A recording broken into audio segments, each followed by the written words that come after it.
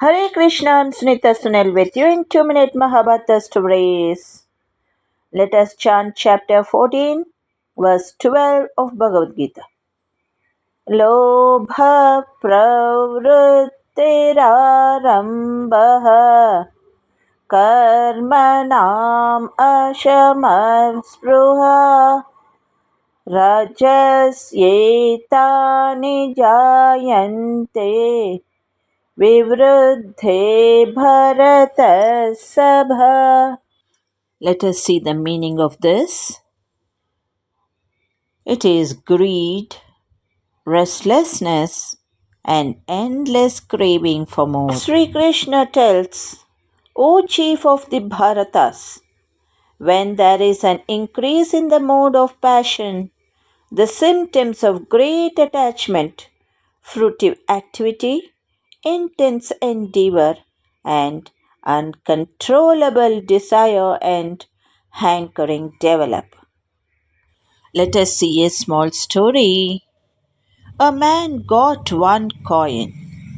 He was happy. Then he wanted 10 more. Then he thought of 100 more. He kept running, but peace never came. The moral is chasing desires non-stop brings only tiredness. True satisfaction is not in getting more, but in having enough. Thank you. Good day to all of you. ಹರೇ ಶ್ರೀಕೃಷ್ಣ.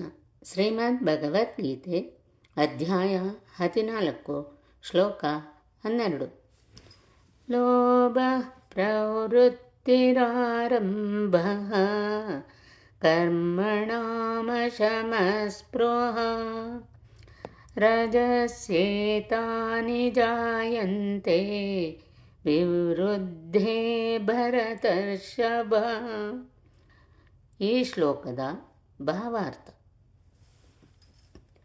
ರಜೋಗುಣವಿರುವವನಿಗೆ ತಾನು ಆಗಲೇ ಪಡೆದಿರುವ ಸ್ಥಾನದಿಂದ ತೃಪ್ತಿ ಎನ್ನುವುದೇ ಇಲ್ಲ. ಇನ್ನೂ ಉತ್ತಮ ಸ್ಥಾನಕ್ಕೆ ಏರಲು ಹಂಬಲಿಸುತ್ತಾನೆ.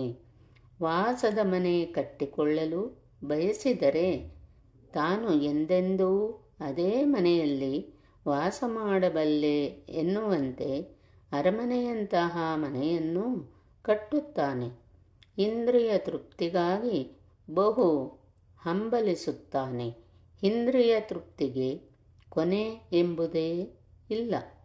ಅವನು ಯಾವಾಗಲೂ ತನ್ನ ಸಂಸಾರದೊಂದಿಗೆ ಮತ್ತು ತನ್ನ ಮನೆಯಲ್ಲೇ ಇರಲು ಬಯಸುತ್ತಾನೆ ಮತ್ತು ಇಂದ್ರಿಯ ತೃಪ್ತಿಯ ಪ್ರಕ್ರಿಯೆಯನ್ನು ಮುಂದುವರಿಸಲು ಬಯಸುತ್ತಾನೆ.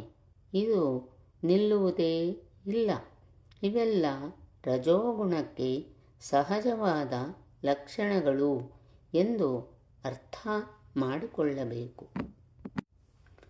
ಅರ್ಜುನನೇ, ರಜೋಗುಣವು ಹೆಚ್ಚಿದಾಗ ಅತಿ ಮೋಹ, ಫಲಾಪೇಕ್ಷೆ ಇರುವ ಕರ್ಮ, ಅಧಿಕ ಶ್ರಮ, ತಡೆಯಲಾಗದ ಬಯಕೆ ಮತ್ತು ಹಂಬಲ ಈ ಲಕ್ಷಣಗಳು ಹೆಚ್ಚುತ್ತವೆ.